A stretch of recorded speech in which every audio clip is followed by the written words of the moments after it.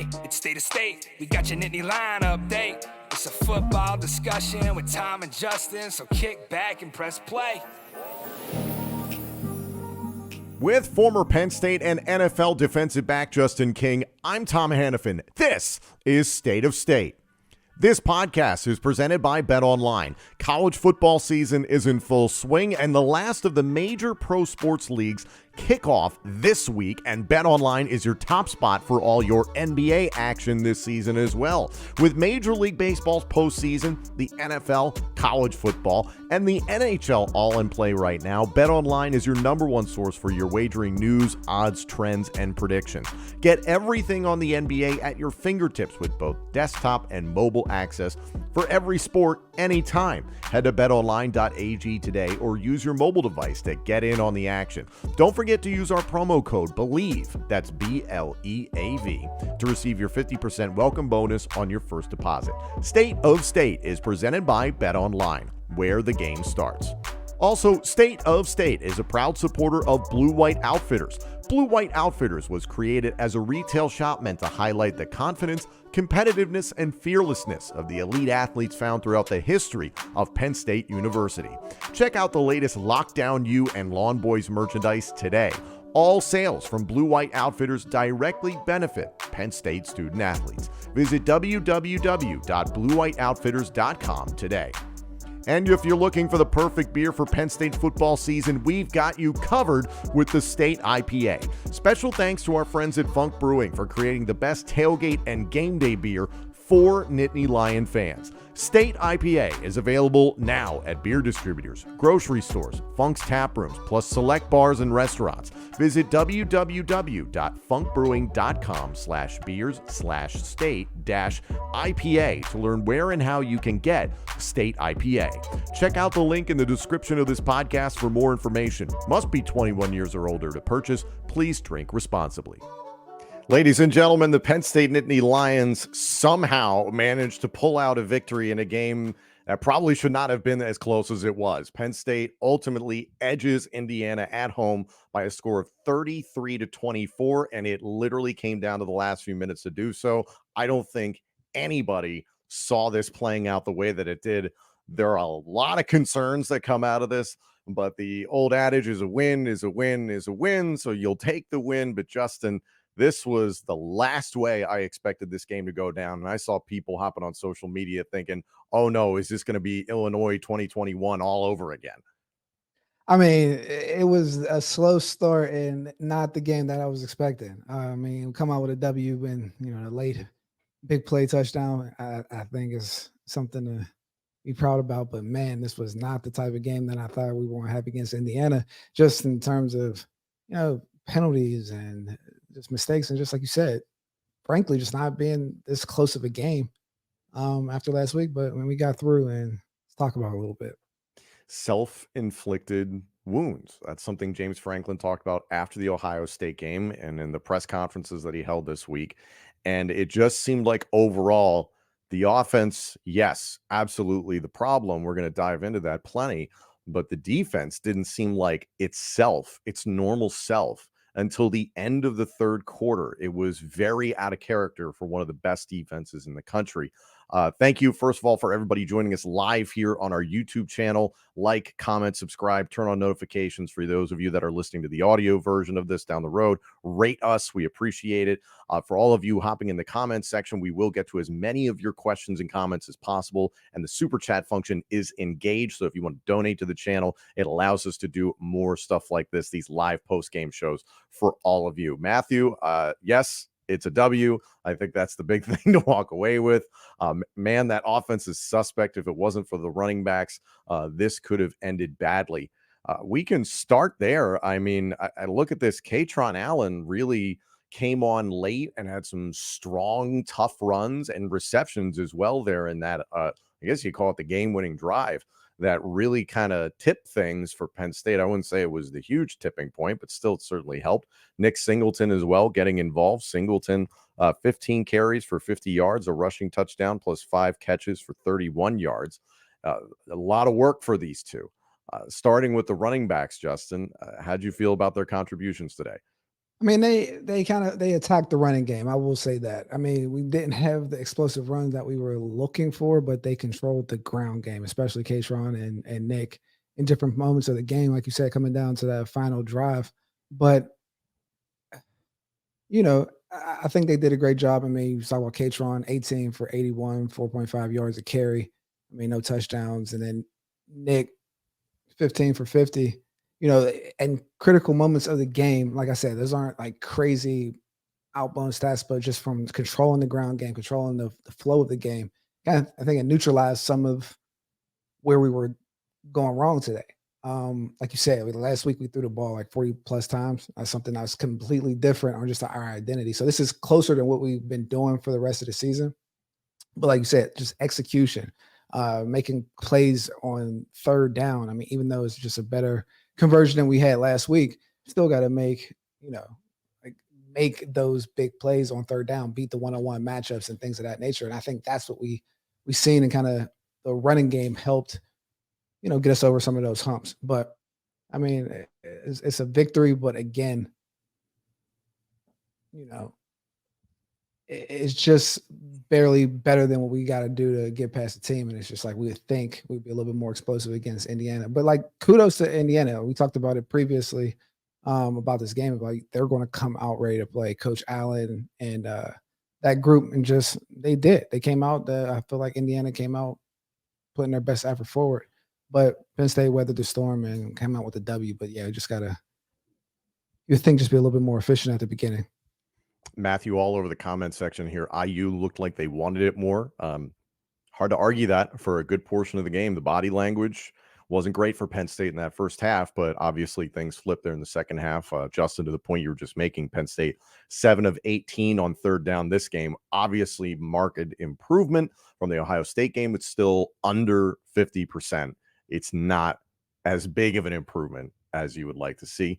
Getting to more of the comments here, Julian Rodriguez saying, I'm still trying to process that Penn State barely scrapes by Indiana.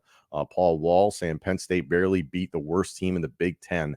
Not good, folks. Here's the thing that I found interesting is that today, elsewhere in the Big Ten, Northwestern, 4-4 now, defeated Maryland, now 5-3. And we saw Maryland give Ohio State a run for their money. Penn State had their issues with Northwestern early in that game a few weeks ago, ultimately won that game going away. But still, it's just the competition in the Big Ten. I think these teams are what we thought they were, but there's just been some play that has allowed them to hang around. It's hard to really, explain without having watched the entirety of some of these other games. But Julian also hopping in here. Is this the type of game to wake up the Lions? You would think a loss would wake you up a little bit on certain areas of your game, but I guess you can say it's a wake-up call. I mean, I think anytime that you come out of a situation where you're not expected, I think you just look at it with objective eyes of, yeah, I guess I don't know. I guess it's a wake-up call. It's hard to say it's a wake-up call after a loss, but I don't know. What do you think, Tom? It felt like a hangover. It felt like the Ohio State game, to make a boxing analogy. Penn State got knocked down to the mat. And this was Penn State fighting to get back up to its feet, and ultimately won its next fight, but it just wasn't that pretty. Your hope is that by the time the Maryland game comes around next week, which is on the road against Maryland, I just mentioned Maryland just lost to Northwestern, so they're going to be going home with something to prove. It's like, okay, this can be the only game that you can allow to have really made you worried, and you still came back and won it. And we talked about it this week, Justin, is James Franklin talked about, don't let this Ohio State loss beat you twice. It nearly happened, and you could excuse it against a Michigan on November 11th, but there's almost no excuse for it against Indiana at home. That's a great point, and especially drawn into, like you said, that hangover loss, or what James was saying is like, don't let the Ohio State game beat us twice. This is exactly what he was referring to, right? Coming out of the tunnel, coming out to a rocky start, penalties on special teams, whatever that may be, giving up 2 explosive plays on defense from, it seemed like a mental error or just bust standpoint. Like, it's one thing to give up a touchdown just because of physical nature of something and a player being better. But it's one thing when it's a a mental error, or it's just like a blown coverage. And those are the type of things where you're kind of shooting yourself in the foot. And that's what you cannot have when you want to be a above the line program in the area that we've been talking about this team. So, I mean, I think you're 100% right. They got through it. So, I mean, from that standpoint, I guess it's a wake up call from like, hey, we don't want to have this loss be a carryover, realizing that, hey, this loss can't, this squeak by win can't be a carryover to how we play for the rest of the season. So, like, maybe from that standpoint, it is a wake up victory for the Lions. There's things like, yes, Keandre's catch at the end to score the touchdown, and the way the defense forced the safety, which was one of those edge of your seat type plays. You're like, oh my God, can they pick it up? Can they pick it up? Those two plays were monumental. And the irony, Justin, that what everybody was bagging on Corey Geiger, who covers Penn State football, about a few weeks ago, just throw it deep, ultimately proved to be the difference in one of the closing plays of the game. And the game that helped, the play that helped Penn State take the lead, was a long go route, one-on-one. It was the right call. And it's not to say that they were avoiding calls like that for a lot of the game, but just the irony of, yeah, take that shot deep. 100%. And kudos to them for staying with it, right? There was areas in the game where whether you're looking deep, you get a intentional grounding, or there was one, I mean, he made up for it, but there was a third down where Keandre missed the one-on-one big post, drop, and different things in that area, and staying with attacking the defense down the field. And you get, you risk it and you get a little biscuit at the end, and to the point where it was an actual W beyond a biscuit, just the 6 points. So, I mean, hopefully there's some confidence being built in that area, because you have to get comfortable letting it rip a little bit. And I think he did do that today in a critical moment. So kudos to them on that aspect. Coming back to Josh's comment, had it up here before. Ugly, but a win is a win, even with a hangover after last week's loss. Now is time to correct the player's psychology to take on the Terps next weekend. Completely agree. Matthew is all over the comment section today. We really appreciate that. I want to go to this one thing that he just hit. So for speaking about the wide receivers, Penn State needs a Dotson or an Allen Robinson, excuse me. None of these wide receivers can get separation. And here's the thing, from the first half, Harrison Wallace, injured again, was on a sling on the sideline, also in a sling on the sideline. Also, Caden Wallace, offensive tackle, came out in the first half. I don't believe he came back during the second half. So some injuries that you factor in, but yeah, it's hard for me to argue with Matthew here, Justin, is that, Keandre Lambert-Smith, the word in the offseason, he's taking that leap. He's wide receiver number one. And listen, he had that touchdown play there at the end, so he certainly made a play when it mattered. I can't fault him for that.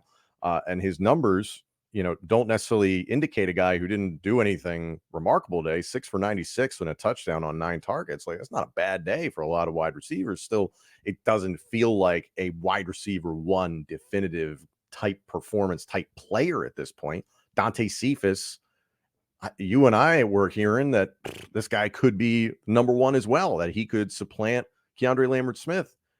He's also been, to a degree, a non-factor. Malik McLean, I think the jury's still out. I think it's too early. He's got 3 years of eligibility remaining with Penn State, I believe. So I don't think we've seen his true form, his final form, by any stretch. So I have yet to really sit there and judge McLean so harshly. Trey being out is a problem. That's been a problem for most of the season. Not a lot of Liam Clifford. Not a lot of here's my thing. Omari Evans and Caden Saunders hardly see the field in this offense. So, like, are they that far behind the guys that are seeing the field? Because the guys that are seeing the field, the separation that Matthew pointed out is a real problem.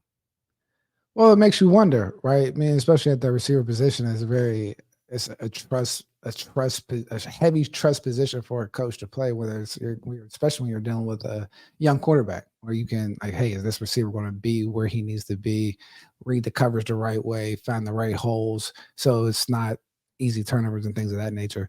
But I mean, it makes you wonder. But just to give the other aspect, if there is some level of distrust in those players on the field, I mean, it comes in very different ways beyond just the talent, talent meter. So that's something interesting to look at.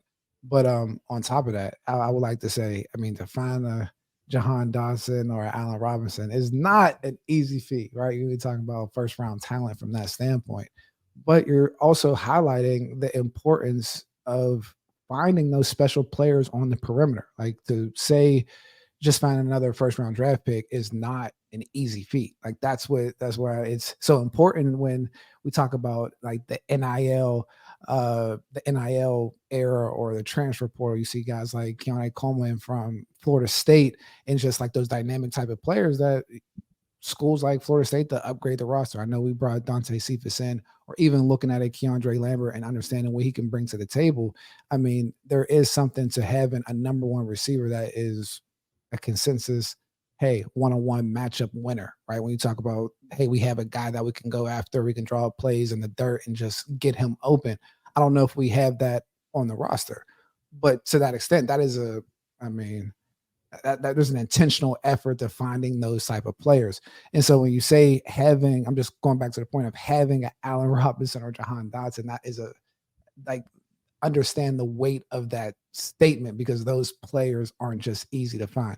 So we've been blessed in that standpoint, and Keandre has been playing. He had a good game today, but I think what we're talking about is that consistency and a dominating force on the outside. Like last week when it came down to it, Ohio State didn't pull out some crazy offensive coordinator playbook or something super sophisticated. It's like, hey, we have this guy that we believe is receiver number one, and we're going to figure out a way to get him the ball and for him to make plays.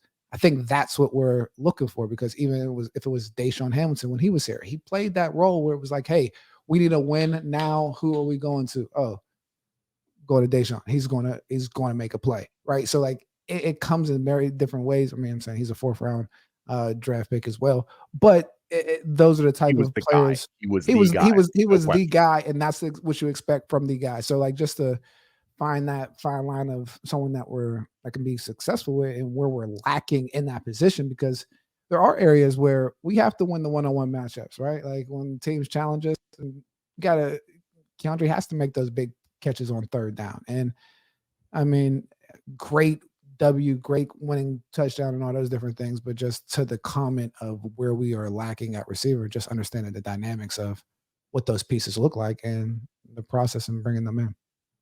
You hit the nail on the head, and I think we've been very spoiled at Penn State for a little while now, and that the expectations are such. You mentioned Deshaun Hamilton, Allen Robinson, Chris Godwin, then rolled right into KJ Hamler, then rolled right into Jahan Dotson, and give Parker Washington his flowers. I don't think he's necessarily on the exact same level as those guys, but certainly was closer to being a true number one last season when Penn State certainly needed it. Obviously, had some injury issues last year, but I digress. Penn State's been spoiled, so there's an expectation that it's the next guy off the assembly line, and it's not that easy. Matthew again here a comment: no separation from the wide receivers, and is Drew maybe holding the ball too long? What do you think? I mean, it could be a mixture of it, but I think Drew also has an ability that when he holds the ball, good things happen. Like, I mean, I think he showed some promise in moving around in the pocket a little bit better than last week. It didn't seem like he was an immobile quarterback. He took the ball down and ran a little bit. Sometimes he made some moves and threw the ball downfield late in downs in certain moments. So I think it's a slippery slope to say if he's holding the ball too long because when you're trying to make plays, sometimes you do have to hold the ball. But if someone's covered, you have to hold the ball as well. I think it could be a little bit of both, but he has the ability, I think, to stretch plays and extend plays and get the ball downfield. So I don't think that's too. I don't think it's a critical thing for him to hold on to the ball a little bit. And I'll throw some of this out there is that listen, Tom Allen and that Indiana defense, they came prepared. They threw a lot of different defensive looks and blitzes at Drew Howard today to make him uncomfortable. They clearly studied what Penn State struggled with against Ohio State, and they duplicated a good amount of it. That was an Indiana defense that, we talked about it coming in. It's like, yeah, are they world beaters? No, but that is consistently a Tom Allen defense that is disciplined. They're in the right places. They don't make a ton of mistakes. So that was definitely something that bothered Drew. Yes, I would say the wide receivers continue to struggle to get separation. The one thing personally I want to see more of is you're putting tight ends in the slot and they're winning. You consistently see that seam route, that post route, that go route from a Theo Johnson from the slot. Hell, Tyler Warren, Khalil Dinkins Andrew Rapplier really hasn't gotten that specific opportunity, but Penn State's ability and depth at tight end in the middle of the field, where we talked about in the preview episode, is like, man, why isn't Penn State throwing in the middle of the field? Well, there's a matchup that you can exploit, Justin. Maybe that's just me looking at it from a bird's eye view, but certainly seems like something Penn State could go back to if the wide receivers aren't getting space. Well, I mean, it seems like that's what happens even when getting to the red zone, right? When you bring out that Dinkins tight end slips, like crosser where they score. I a couple love times that. this You come season, out one right? set, you motion to another set, you motion again, you got them all over the place. Fine with that. Yeah, getting movement before the snap count, right? I think that happens, and like you said, when we have the tight ends, like incorporating them into the game plan. I mean, that's where a lot of mismatches just exist when you have a versatile like H-back or tight end to go against linebackers. Man, that's why those hybrid guys are such a premium in today's area of recruiting, because you have to be able to cover those big, that aces group, and that aces group needs to be able to get away from those dynamic defensive players. And I think that's what we have. We definitely have an advantage in that area. So, I mean, we've seen the touchdowns and the production when we've attacked that area. So I would definitely agree that the more we incorporate the tight ends and just attack in the middle of the field, the better. Jeremy Garland dropping in the chat here. They will have to clean up and get better right quick for next week. Couldn't agree more. The Maryland game is going to be a challenge, despite their loss to Northwestern at Maryland. I think will be a challenge. Jeremy also saying, why didn't they put Perbula in more often? He got in there late in the game to just kind of mop up. I mean, I'm not sure. It was interesting. James has said that they had plans of putting him in against Ohio State and kind of left it at that last week, almost like just from the flow of the game, it got away from actually incorporating the package.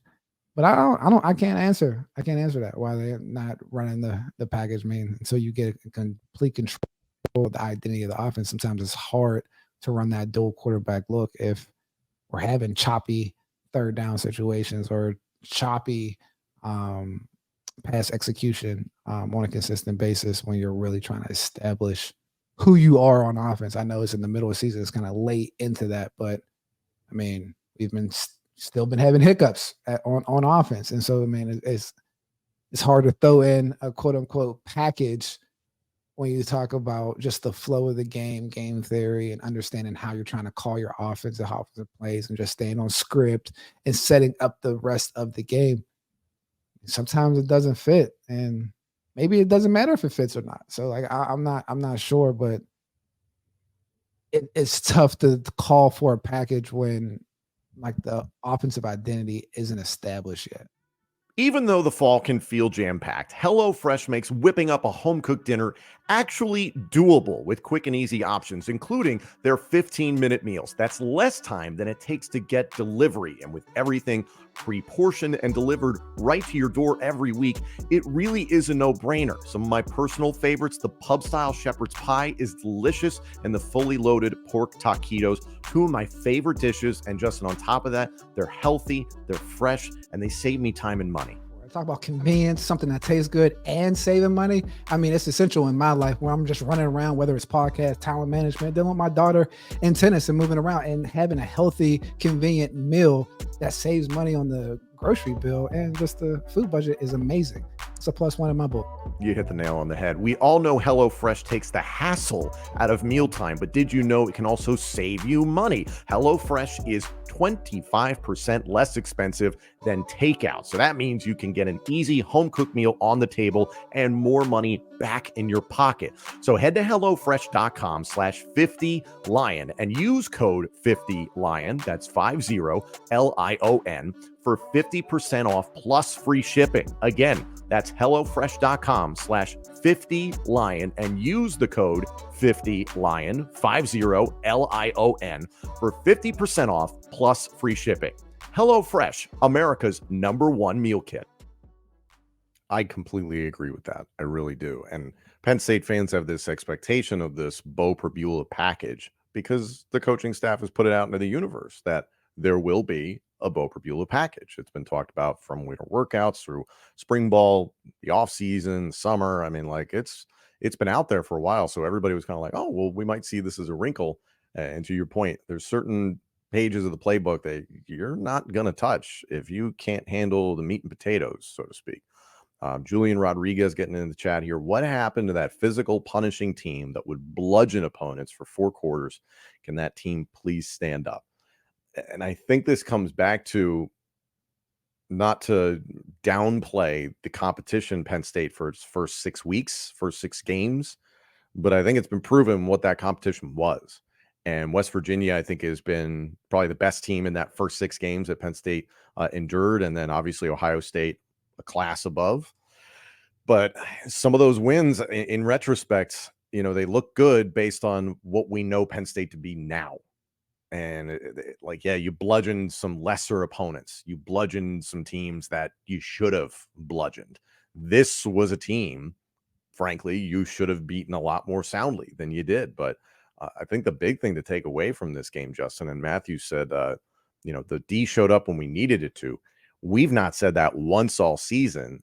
And because all season it's been, boy, the defense just dominated from kickoff to the final whistle. And even against Ohio State, they struggled, but they were still very, very difficult for Ohio State to get past.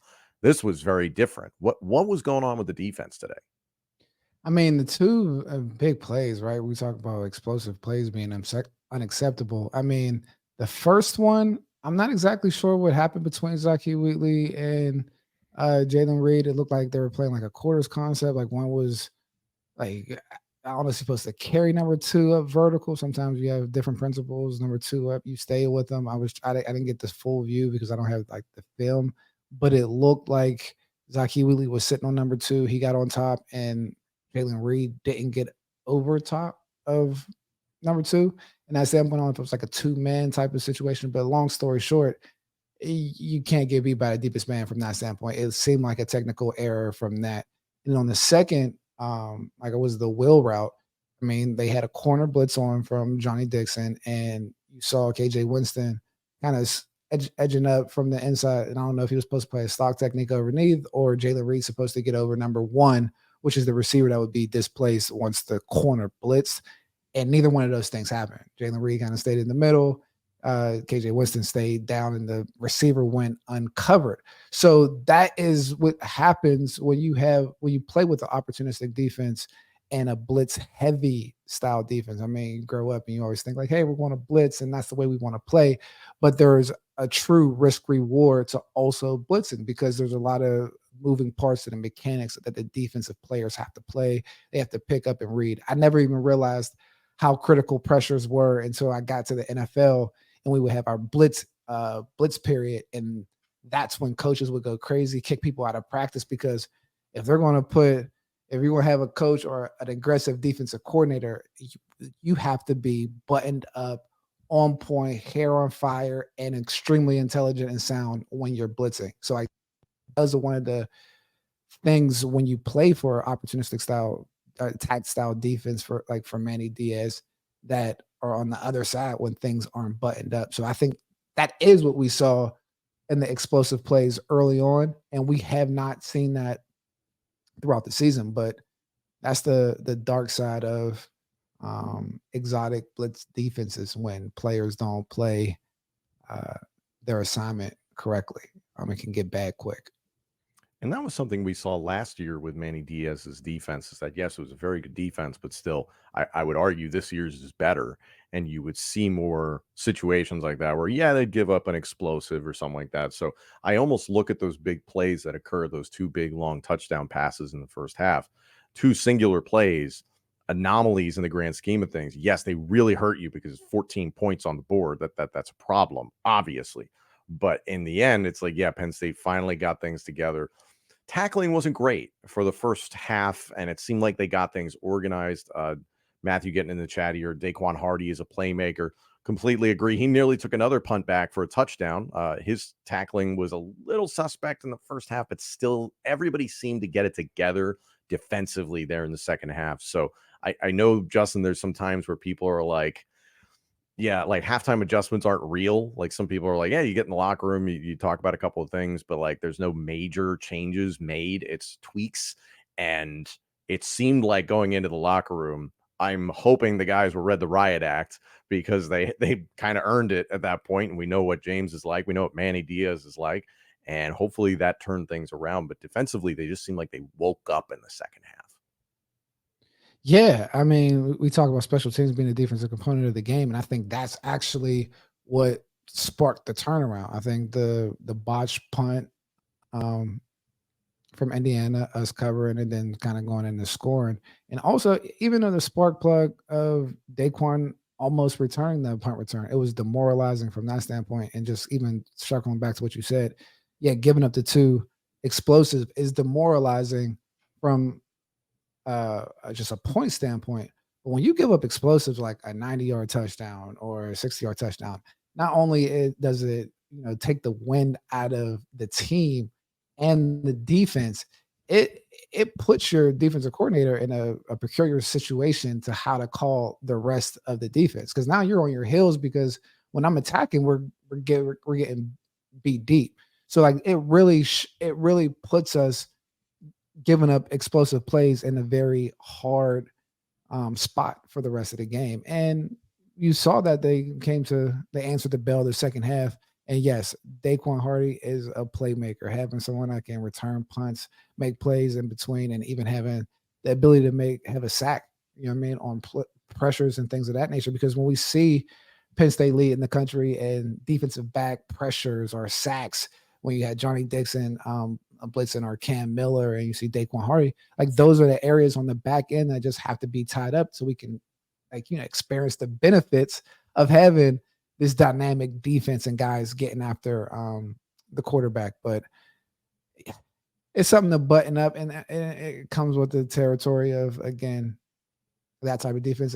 Like when I played here, we played cover 3 single high, and it was don't get bit deep. So we didn't have all these exotic pressures and explosive plays on defense, and we were just more like a straight up team. And that was like a risk reward with that. Like we maybe they get beat deep or give up the explosive plays, but we also didn't create massive turnovers. It was just a constant play of talent over the other squad. So it's just, it's a different style of play of football, but I mean, I enjoy it, and the guys have to, just pucker up and tighten up on that back end. And remember, no Chop Robinson today. And I believe Amin Vanover was out as well. Not a starting defensive end, but still somebody that rotates in. So the pass rush lacked its normal bite. And that's perhaps why you saw some more blitzes that were involving a lot more guys. Shout out to Johnny Dixon, who continues to be outstanding both in coverage and blitzing. We talked about it on the show, and Alan Zamitis has said that he's the best blitzing defensive back in the country. Hard to argue with that. Not the most locked down day for Lockdown U altogether. I'm sure there's a lot of things they would like back in this game. Kabindra getting in the chat saying, let's not get fooled by this W. This 1-0 was clearly an L. This offensive scheme just looks horrendous with Drew Dinkin Dunk Aller. So Drew's entire stat line, 20 for 31, 210 yards, 3 touchdowns, a pick, 65% completion percentage. That is his first interception as a Penn State Nittany Lion. 301 attempts it took for him to throw a pick. It's the longest streak to start a career by nearly 100 passing attempts. The next guy was Robert Griffin III, who had 209 attempts before he threw a pick. So the fact that he protects the football as well as he does is great. Did I love the pick? Absolutely not. Back foot going down, bodies on him, just kind of launched it up.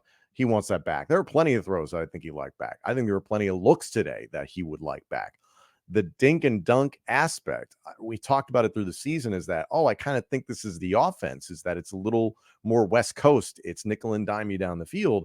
Now it is getting to the point where it's like, okay, like this isn't enough from the passing game. And I struggle to put this entirely on Drew Aller. Some of it's play calling, some of it's the wide receivers. Sometimes it's the offensive line not providing the protection that they need. Sometimes it's drops. Like it's just the entire body is experiencing symptoms. It's not just one part. What did you see, Justin? I mean, I think what you said is completely accurate. I mean, when you're evaluating that quarterback position, there's so many different areas of that evaluation process. Is he having enough time to throw the ball? Are the receivers getting open? Or what plays are being called? Like, how is he being coached throughout the week to attack the defense. And I think when we saw, like, even we talk about the interception, it comes on a day where we had plays going downfield. So, like I said, when we talk about the risk reward on defense, this is like risk reward aspect on offense. And we looked at our receiver core when we mentioned that you need to have get more separation. They need to win more of the one-on-one battles.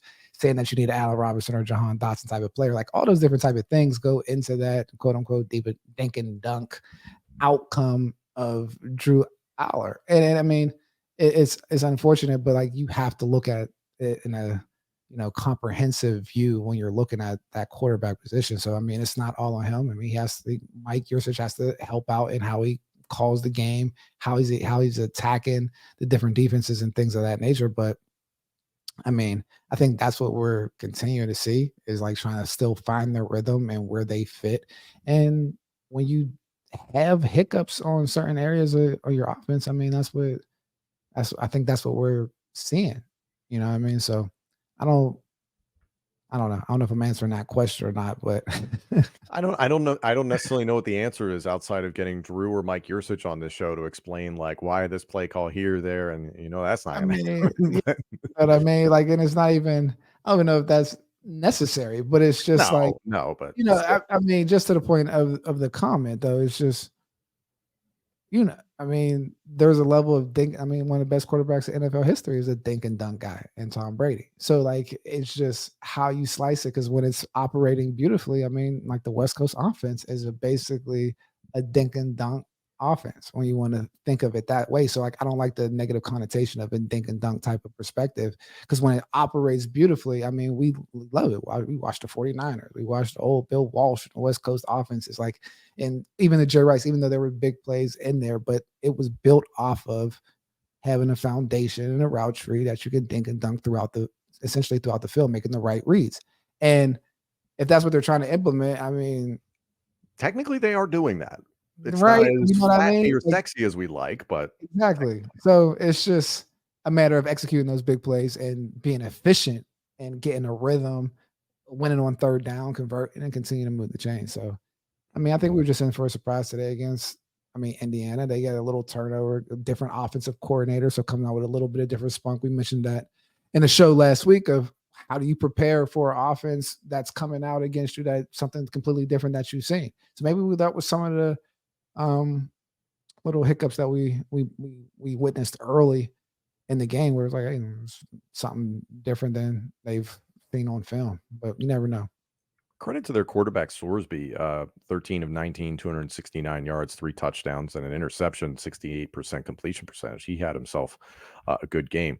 I'll say this. If this is a dink and dunk offense, in my mind, if that means Khalil Dinkins gets a touchdown consistently, and then you have a tight end run a seam route and he can dunk on the goalposts, then I'm like, yeah, that dink and dunk I'd be good with. Go to the tight ends more because they've got these openings. They have these mismatches where you're going to be working up against a undersized corner in the slot or a linebacker who cannot run with Dinkins, Warren, Theo Johnson. Like, again, I come back to it. I'd like to see more of that. Matthew, thank you so much in the chat. You're very supportive of us. Again, hit the like button, subscribe, comment, turn on notifications, all those good things. Rate us on audio-only platforms. We appreciate it. Matthew also saying dink and dunk, no separation. Not a fan of this scheme. The scheme is the scheme at this point. Mike Yurcich is calling the plays as he is. I want to get to Justin here in the chat. Can we see some more single back formations? Get the running back some momentum before hitting the line of scrimmage. You're seeing that out of the shotgun. I mean, like a pistol formation, maybe where they have 7 yards of depth. I mean, sometimes that's a completely different offense. I'm not sure. I mean, if you're in the dot or if you just how your offense is set up, I'm not exactly sure why you don't see too much single back. But we don't put Drew under center that much to begin with. So, I mean, that's just the evolution of football because I don't know.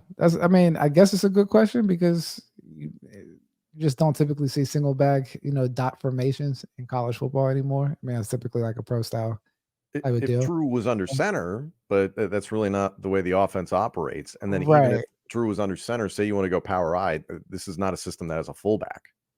True. You know what I mean? So like it's like where that single eye like kind of fits in and what else the other things you do.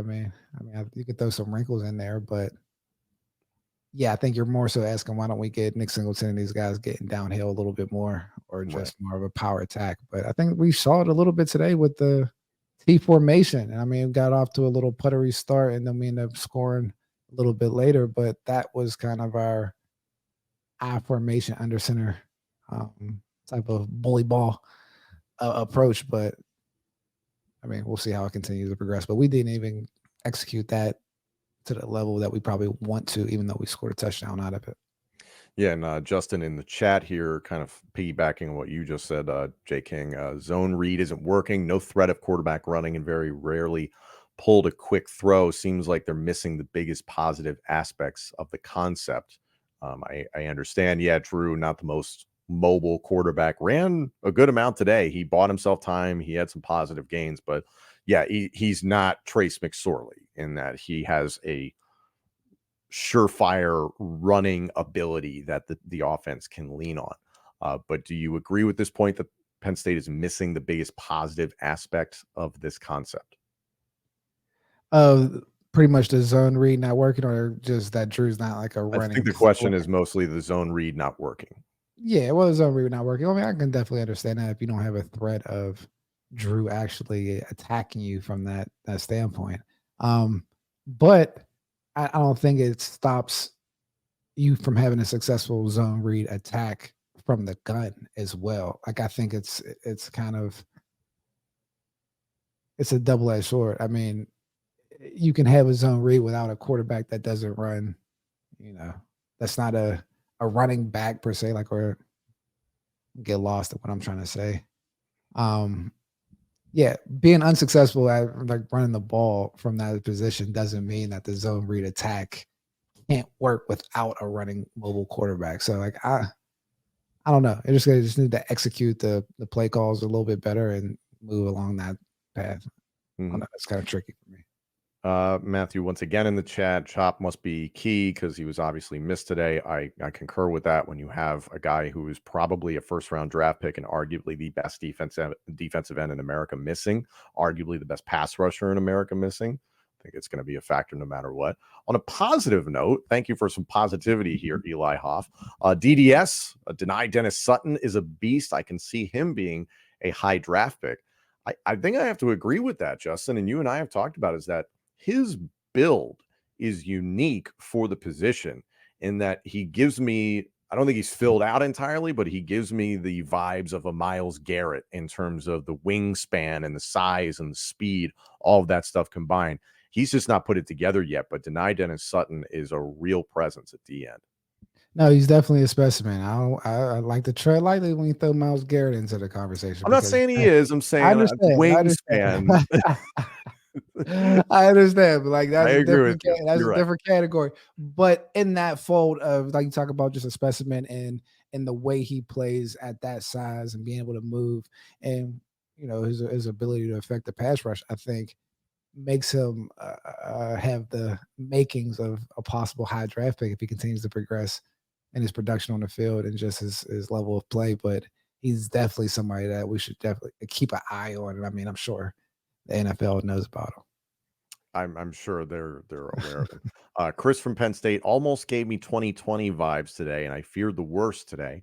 I'm starting to fear that we might not get a good bowl game now. I know the offense is bad, but oh my God. I genuinely don't think you're going to see Penn State in a bad bowl game. It depends on how you look at it. Obviously, New Year's 6 is what everybody at this point is like, okay, that would be ideal. Depending how everything else shakes out in the rest of the country, I wouldn't be shocked if Penn State still made a New Year's 6 and we don't know what's going to happen necessarily against Michigan. Let's say that's a loss and Penn State winds up just a 2-loss team in the Big Ten.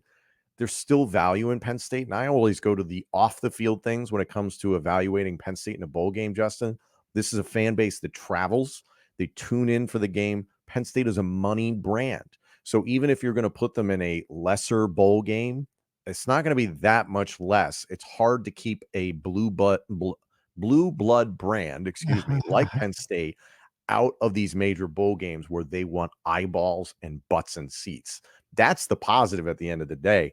Realistically, at this point in time, I don't think Penn State's going to beat Michigan, and I felt that way coming into the season. I just don't like the matchup. I really don't think it's good for Penn State based on what Michigan does well and what Penn State struggles with, and those things have been amplified on both sides, both schools since then. But yeah, even if this team has 2 losses in the regular season, I don't know if there's reason to be like, oh, screw it, we're getting a bad bowl game, I'm tuning out the rest of the year. No, absolutely. But you're right. And what is a bad bowl game? Because because sometimes it's just if it's not a New York Six game, or if it's not one of the Big Four, or if it's not in the playoffs, right? Like sometimes that's considered not a good bowl game, especially when we think about the expectation coming into the season. But like what you said, the way that we travel, we're going to still be in top of the Big Ten, and we still got to see what happens against Michigan. But let's say that happens, you just talk about that 10-2 type of season. Like that's a pretty. You'll end up in a good bowl game when you talk about traveling and having a good winter vacation. Samuel, I appreciate the positivity. I think, this was not a pretty win. I completely agree with you guys, but it's like, all right, at least they won, so you're happy on that side. It's a W. Sometimes you just got to get out with a W. In the words of Todd Blackledge, it's hard to win in the Big Ten. And then we're going right back into some sadder thoughts. Plumber Phil in the comments section here: is there more than one way to say they are going nowhere? I don't necessarily understand the back end of your question here, Plumber Phil, forgive me, but going nowhere, it kind of comes back to what you were just saying, Justin. Yes, there's so many people that came into the season thinking a Big Ten championship game, plausible. College football playoff, plausible. Some people thought national championship, plausible. Those are 3 big goals to try and hit.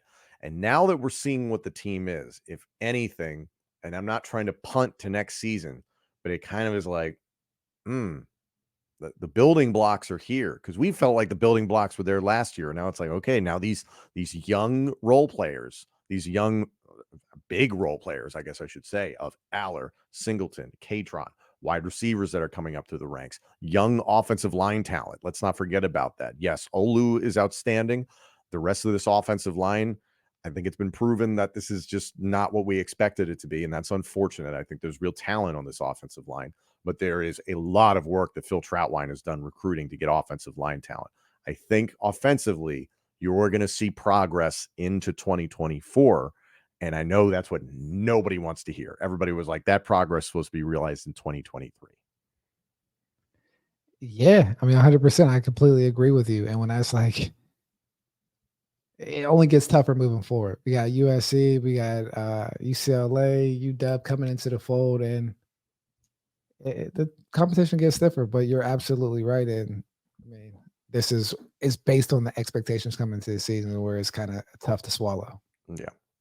Listen, I want to thank everybody for chiming in here in the chat and joining us. I know this was a difficult game to watch and comprehend, and I think there's still even more we have to discover about this team. This road game coming up against Maryland next weekend is going to be a challenge. And I know Maryland just went down today to Northwestern, but still, you cannot underestimate Mike Loxley. Talia Tagovailoa is still a good quarterback, capable of doing some very good things against a Penn State. And I come back to that game they put together against Ohio State. Had they played 4 complete quarters of football, they could have knocked off the Buckeyes that day in Columbus, but that it just didn't play out that way. So now I am, not nervous necessarily going into this Maryland game. I have my confidence, just like I did going into Indiana, but like, this is another must win. Every one of these games, frankly, is a must win, because for those of us that have big time aspirations for the postseason, whether it's a New Year's Six bowl game, etc., you have got to win out in order to really make that argument strong. And I know winning out involves beating Michigan. That is a huge ask at this point in time, but still, you got to take this one game at a time. And hopefully this was the hangover getting shaken off by Penn State, and now you can move forward and handle business against Maryland. Justin, any final thoughts off of this game? No, I mean, we got to go into it because, like you said, Maryland's going to be a dogfight just from the standpoint of a lot of those guys get recruited in the same region, and they're going to get up to play against Penn State. I mean, Loxley, him and James, they've been on the same staffs but previously. That always gets guys ready to play. I mean, they have a rivalry against us that we don't have against them. So even that, we have to be prepared and ready to go because they are capable even after coming off of a loss. Them coming off of a loss, us coming off of a victory, but maybe not in the fashion we wanted to see. It's definitely a game to keep our ears perked up for and come out ready to play because they're going to be, I think, ready to play us. Number 10, Penn State takes care of Indiana closely by a score 33-24 at home. Up next, the Maryland Terrapins. Thank you all so much for joining us. This episode and our entire library of shows is available now on YouTube, Apple Podcasts, Spotify, Google Podcasts, TuneIn, and wherever else you get your podcasts. And of course, let us know what you think of the show on Twitter @TheKing1 and @TomHannafin. State of State is presented by BetOnline.